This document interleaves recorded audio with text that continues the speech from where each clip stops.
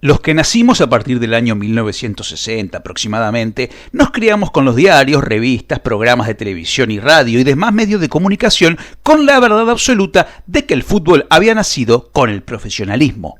Por eso los títulos solo se contaban desde 1931 en adelante y las copas continentales desde que comenzó la Libertadores en 1960. En los últimos años, sin embargo, los historiadores, estadígrafos y revisionistas no han hecho más que contar la historia completa agregando a las cuentas el fútbol desde sus inicios, que en Argentina datan desde 1891. Otros países, como Uruguay, también lo hicieron y allí no se discute. El resto de los países no tiene drama en contar el fútbol desde sus inicios formales, sea el año que sea y con o sin profesionalismo, como pasa en Paraguay o en Perú. Sin embargo, en Argentina hay una resistencia muy grande en algunos sectores y esto puede deberse a que no consideran correcto tomar el amateurismo por una cuestión de acostumbramiento o resistencia a sus creencias o porque efectivamente el conteo de títulos o logros va en contra de sus intereses. Y este punto parece ser el más importante, porque para el Club A, contra el amateurismo le suma 5 ligas más, por ejemplo, y para el Club B es tratar de evitar que su rival lo pase. Y por eso ese conteo está mal. Lo mismo para los títulos internacionales.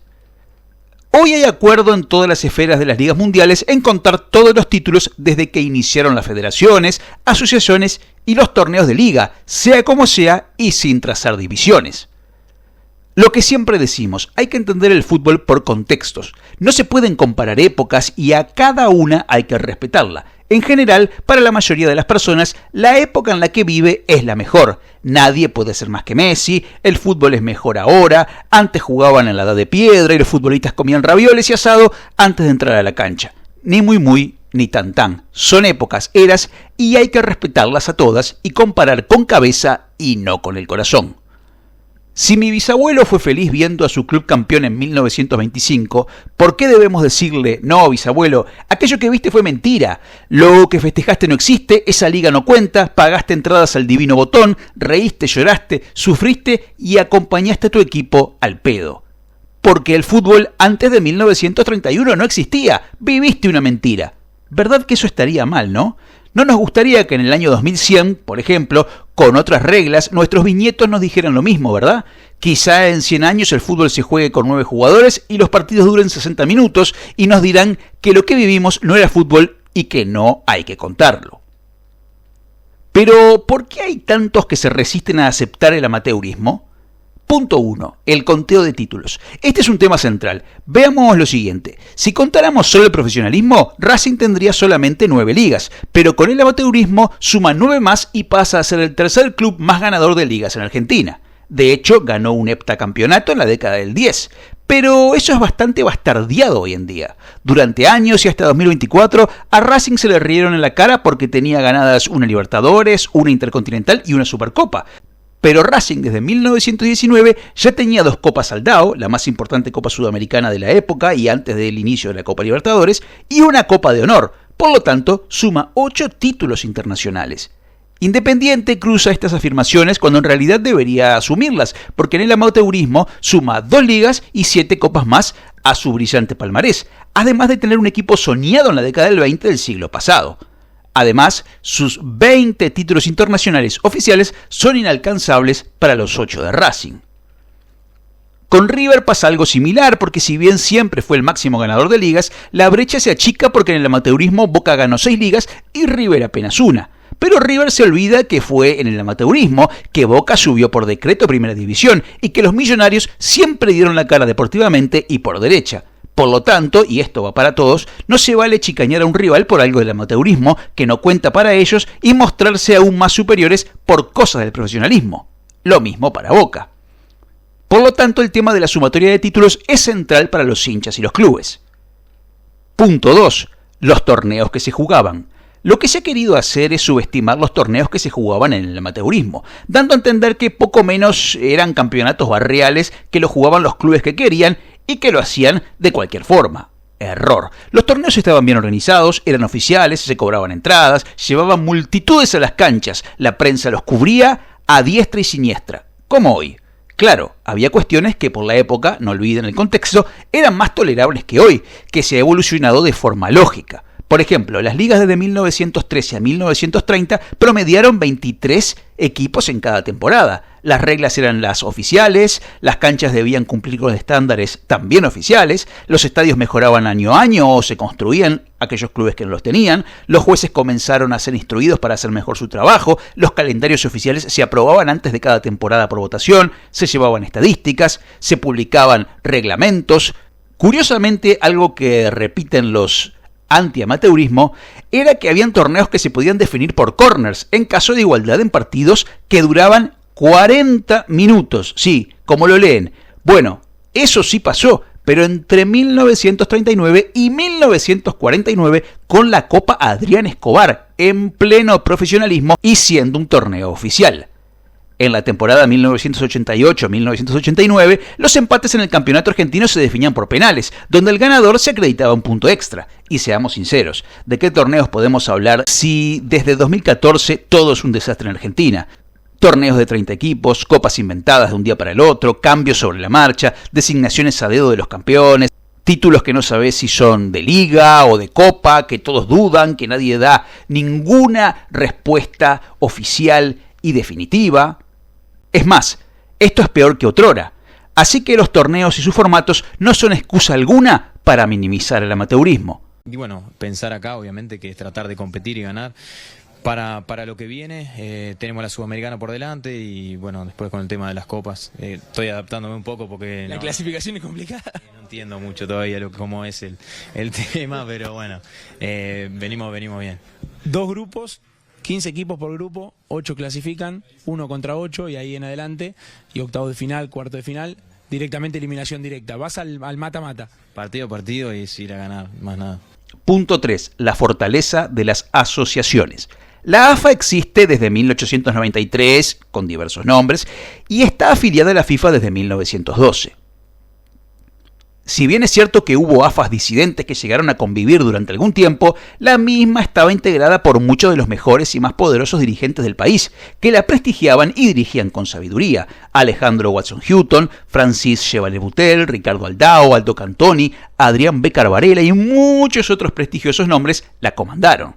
En el amateurismo organizaron de forma constante y reglamentada campeonatos de primera, segunda y tercera categoría y diversas copas como la de honor, la competencia Chevalier Boutel, competencia Jockey Club, Copa Carlos Ibarguren, Copa Estímulo, etcétera, etcétera. Además, desde inicios del siglo XX ya se jugaban los rioplatenses ante los uruguayos, torneos oficiales internacionales que congregaban multitudes en los estadios y generaban rivalidades que hasta hoy son eternas. La prensa, además, cubría el fútbol como lo hace hoy con los elementos de la época, diarios con 3 o 4 páginas deportivas, donde los jugadores ya eran ídolos populares absolutos, revistas como El Gráfico, nacido en 1919, revistas de los clubes, la radio más adelante, etc. Todos ellos, como la AFA y la AUF, reconocían a los ganadores de los torneos rioplatenses como los mejores del continente. En 1916 nació la Conmebol como poderoso organismo y comenzó a disputarse la Copa América, además de incontables copas y amistosos entre argentinos, uruguayos, chilenos, brasileños, paraguayos y luego peruanos y bolivianos. En resumen, la Asociación del Fútbol Argentino, y agregamos en este caso a la Asociación Uruguaya de Fútbol, son ejemplos de organizaciones que, a pesar de enfrentar cismas internos, mantuvieron una continuidad reglamentaria y una capacidad de gestión excepcional. Para 1919, el fútbol argentino ya era un negocio de tal magnitud que los conflictos de intereses llevaron a una división en 2 asociaciones: la Asociación Argentina de Fútbol, afiliada a la FIFA, y la Asociación Amateurs de Fútbol. Esta duplicidad, lejos de ser un signo de debilidad, reflejaba la enorme cantidad de clubes y jugadores que buscaban espacios de competencia reglamentada. En Uruguay, por ejemplo, un presidente de la República fue el único que pudo unir al fútbol uruguayo en 1925 con su intervención decisiva con un laudo cuando estaba separado desde 1922. ¿Qué significaba eso? Que el nivel de intervención estatal subraya que el fútbol no era un pasatiempo menor, sino un asunto de importancia nacional con una estructura legal equivalente a cualquier otra institución civil de prestigio. Punto 4. Los clubes. La enorme mayoría nacieron en el amateurismo. Con los años comenzaron a tener organizaciones complejas, con directivas con roles bien definidos, delegados, representantes ante la AFA, reuniones de directivas, elecciones presidenciales, registros de socio, canchas y estadios que construyeron y mejoraron, ya se cobraban entradas a los partidos, se planificaban giras por América o Europa, se invitaban a clubes extranjeros a jugar en el país, como clubes españoles, checos, italianos, ingleses. Los clubes practicaban semanalmente, sí, casi igual que ahora. Además, era tan popular el fútbol que, como dijimos, los más altos dirigentes del país, empezando por el presidente de la República, tenían injerencia, si así lo deseaban o se lo pedía la AFA o la AUF en Uruguay, y eran muy seguidores del deporte. Punto 5. El dinero. Quizá el gran punto objetivo de muchos para hacer el corte con el profesionalismo es que los jugadores no cobraban, que no eran profesionales. Esto era una verdad a medias. Es cierto que los jugadores por reglamento pertenecían a un club y tenían fichas habilitantes de la AFA, además de registros médicos. Sin embargo, muchos debían trabajar en otra actividad para sobrevivir porque reglamentariamente el fútbol era amateur. Pero eso era una verdad a medias. En realidad, en aras de la competencia, las dirigencias burlaban esta regla pagando a los jugadores en negro por ir a las prácticas, pagando por victorias o empates en la cancha, premios por títulos y otros dineros por atrás, de manera mensual. Además de darles otros premios, conseguirles trabajos, ayudarlos a comprar casas, darles préstamos, etc. Es decir, a no ser por los clubes de menor poderío, los grandes y medianos ya pagaban a sus jugadores en lo que se consideraba como amateurismo marrón. Ni que hablar con las transferencias. ¿De qué manera pasaba un crack de un club a otro? ¿Por amistad? ¿Por ser hincha? Sí, puede ser. Pero también, y muy importante, tentado por las dádivas económicas de los dirigentes. Punto 6. ¿Qué hacemos con los títulos? En 1924 y 1928 la FIFA organizó 2 campeonatos del mundo en el marco de los Juegos Olímpicos. Fueron oficiales y con carácter global. De hecho, participaron países de más continentes en esos años que en la Copa del Mundo de 1930. En aquel tiempo, al ganar, los uruguayos fueron consagrados como los campeones del mundo. Como cada equipo que ganaba el campeonato en Argentina era el campeón de Argentina, o el que ganaba la Copa del Dao era el mejor del continente. Pero con la mentalidad de obviar el amateurismo que muchos tienen, entonces si los clubes no cuentan esos títulos, digamos que Uruguay ganó entonces solo un campeonato del mundo y que Argentina tendría solo 12 Copas América y así sucesivamente.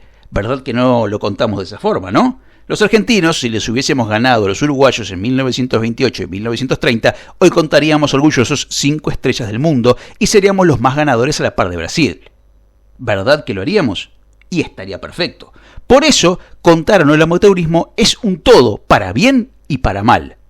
Punto 7. Durante el amateurismo nacieron los clubes, las asociaciones como la AFA, la AUF, la Conmebol, la FIFA, comenzaron los torneos locales y continentales, el fútbol se hizo pasión de multitudes, se hicieron reglamentos firmes, se generaron las rivalidades entre clubes y selecciones, nació la identidad argentina y uruguaya, o lo que es lo mismo, la rioplatense en oposición a los extranjeros.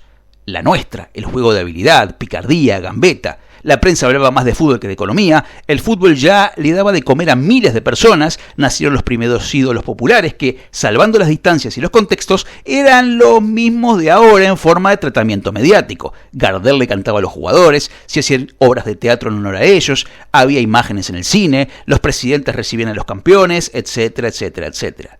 En resumen, si obviamos el amateurismo, estamos cometiendo el error original. Y esto no solo pasó en Argentina, Uruguay o Sudamérica, sino en la propia Europa. El fútbol moderno no nació en 1931, nació en las décadas previas de organización federativa, de durísima competencia internacional y de excelencia técnica individual. Las ligas de Argentina, Uruguay, España e Italia no eran meras reuniones de amigos de acá a la vuelta, sino estructuras burocráticas y deportivas de una solidez asombrosa que permitieron el surgimiento de ídolos globales y de torneos que hoy consideramos sagrados. Los Juegos Olímpicos de 1924 y 1928, organizados por una FIFA ya muy poderosa, son los verdaderos pilares de la Copa del Mundo. Las copas continentales de clubes como la Copa del Dao y la Mitropa Cup en Europa sentaron las bases para la Champions League y la Libertadores, pero por sobre todas las cosas, la era amateur fue el tiempo en el que el fútbol se ganó el corazón de las masas y se convirtió en el fenómeno social más importante del planeta. La historia del fútbol es una sola, y su etapa inicial es quizá la más rica en hazañas, en innovación y en la construcción de la mística que hoy rodea la pelota.